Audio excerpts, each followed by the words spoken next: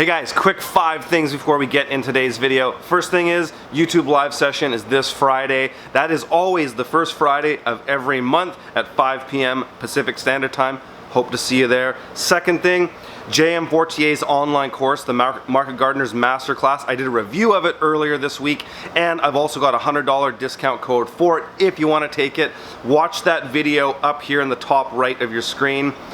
Third thing, I've got an event coming up in Florida. That's going to be November 8th through 11th. I'm going to be in Stuart, Florida and Orlando, Florida. Links for these will all be below. Also, there's some tickets still available for our Selmer, Tennessee event at Rose Creek Farms. That is October 15th through 19th. And then now we've got the 5-day workshop in Mesa, Arizona at Steadfast Farm. This farm is amazing, and it's a new farm in sort of an agri-hood. I did a video about it a little while ago, and this is going to be a very unique experience at this workshop. Tickets for that are now for sale. Again, all in the show notes. Guys, I'm standing next to a Johnson Sioux bioreactor. This is a very, I don't know how new it is, way of making compost. And here at Wise Earth Farm, they're getting some incredible results with it.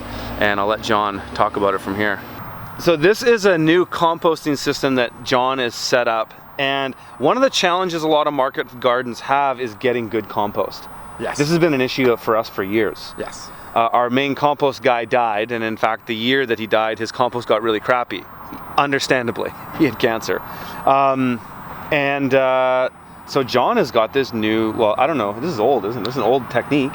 Well, what it is it's, I believe his name is David Johnson out of New Mexico, a professor, soil biology professor. I might be wrong, but anyway, he does something like that. And he found a way to make compost without turning it, ever. Still heating it up, turning it, like filling it once, and turning it into a highly fungal compost, which is crucial for, you know, there's a lot of soils missing fungus, and you know, there's debate of is it going to improve yield or not, but the overall soil health will improve by putting this stuff in. Yep. So the goal is to make a small batch, inoculate all of your plants in there, and we've tried good compost with plantings, and when you put a small little bit of good compost in with your nursery plants, they just turn green and they just rock. There's just no slowing them down. So really, this is for us for our nursery, not to just put out in mass amounts out in the field. It's for us to put into our nursery trays, inoculate the field, and continuously inoculate all the compost. So now that we have this system, I'm thinking of a larger scale model where we can do 40, 50 yards of this at a time. Okay, so tell me how this works. Okay, so obviously you can see that it's covered right now. Well, I will uncover it and you'll see it's nothing special. It just looks like a normal compost pile, except there's a couple differences. As you can see, it's covered in landscape fabric. So there's very little light penetration, and it keeps all the moisture intact, which is crucial for decomposing wood chips, right? You've seen wood chips do very well in very wet areas. So Johnson, I'm not sure if he's a doctor, well, anyways, he's a professor. In New Mexico, his system would have a drip line set up with a couple emitters that he puts on for 1 to 2 minutes per day, every day, and he leaves this for 6 months. This is just about done. As you can see, it's very lush black stuff, and the smell of it hasn't been turned. Never. Never. But I'll show you why. Because there's a couple tens of pounds of worms in here. But how this started off with was a normal compost pile, putting this on top, and then these tubes would have gone all the way through, because there's 5 holes in the bottom of the pallet. So as you're throwing compost in there, you got these tubes in there. The tubes are in first. Right. So what this is, the tubes go in here, the top of it. Imagine this being down below, and there's a tube here, tube here, tube here. And so the goal is to have no further than around 14 inches between air flow to airflow, where air can get into it, because Johnson has found out that if you keep it at that, your heat will never surpass that critical point of actually burning your compost. So it heats up, but it keeps it at that nice temperature. And so after a while, when your worms start going, it covers those holes. So there used to be holes in here, obviously, because this is already 4 months old, but the worms have filled it in, so now it's not hot anymore, but we don't need it. So this was for first setup. Wow. So the goal was to make, so what it is it's 6 holes on the bottom, 1 in the center, and then the other ones equally spaced out between center and from each other. Okay. Center to the outside. So if you look at here, this hole here to here to here to here, it's all 14 inches, roughly around that. So if yours vary a little bit, that's fine, as long as it's within that. So it's a 4-foot pallet. Yep. 4-foot pallet, 4 feet by 4 feet, which means that there is roughly around 1.8 cubic meters of compost here, which is around 2 yards or something like that, right? And yeah, so now I want to show you what it actually looks like inside. So the reason we cover it as well is to keep the moisture inside. Of course. And I'll show you what the drying effect. So now it looks like it's a little dry up top, but if you scrape away 1/2 inch, it's still wet. And we can tell it's wet because look at... Oh, it's totally wet. And look at the worms. Wow. Now, if we pull this back, look at the worms in here. Like this is pure worm. Yeah. This is pure worm castings. Pure. Now the other thing to check to see how much it dries out. Really fluffy. Oh, it's yeah. You barely need to try to dig into it. I know, but then compact it and look how it compacts as well. Then that's what humic is supposed to do. That's what you're after. Yeah. So in here, look at how much dry is in here. I scrape maybe 1/4 of an inch of dry material between landscape fabric and compost, and normally compost has that 3-4 inches, and it's a pain because how do you keep it wet? How do you keep it decomposing like this?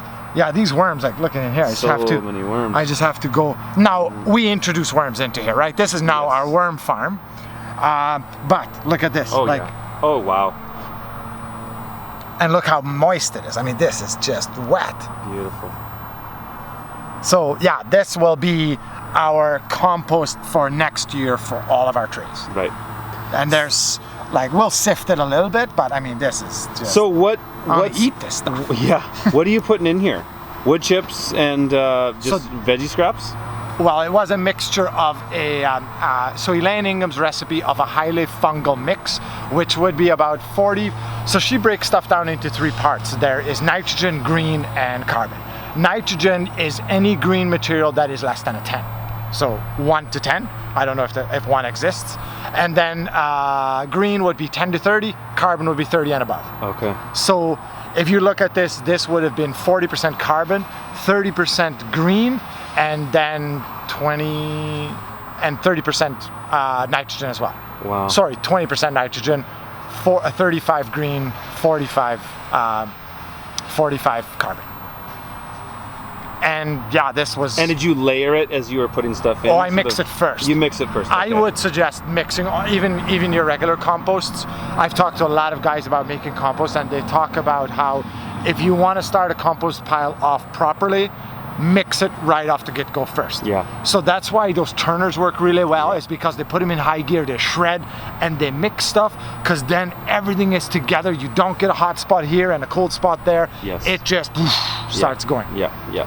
But yeah, this is my little baby this year. This is like, oh yeah, I'm so stoked about this, man. Wow. And yeah, all it was honestly weaving a little bit of landscape fabric together with some twine, you know. That's super cool. And it's this is just regular fence, like what is it? 5-foot fencing? Yeah. You can use concrete. Get all this stuff at Home Depot. Yeah, you can use that 6-inch concrete concrete wire as well for putting it to slabs. Yeah. And so how you said that the guy who made this, he had a drip line on it. Yeah. How often were you watering this? I find that I water this once a week, and it's plenty. Yeah. Because I've dug down underneath to see how much moisture is underneath, and it's still moist. Where it dries up is here, at the top down to about here, but because the other is just constantly water moving through, it's wet. Like if I dig into the center, it's wet. We want it at 60% moisture. Yeah. You can see. You can see a little bit of water coming out. And that's, so it's not going putrid. No, it smells like, nice. It smells like wood. Yeah. Like a woodland forest. Yeah. And it's that way all the way through. The deeper the deeper I dig, the more it is. It's just beauty. like if I could make, oh man, if I could buy stuff like that, I'd pay someone $200 a yard for this, like easy. Because it does so much better. Like good compost really makes your plants. For sure. Right? We've tried so many different composts and I'll call them fillers because they're not really a compost. Yeah. But the good composts work. That's cool, John. All right, guys, if you found that helpful, hit the subscribe button and notification bell next to it, and I will leave a link to Wise Earth Farm below in the show notes. All right, talk to you later.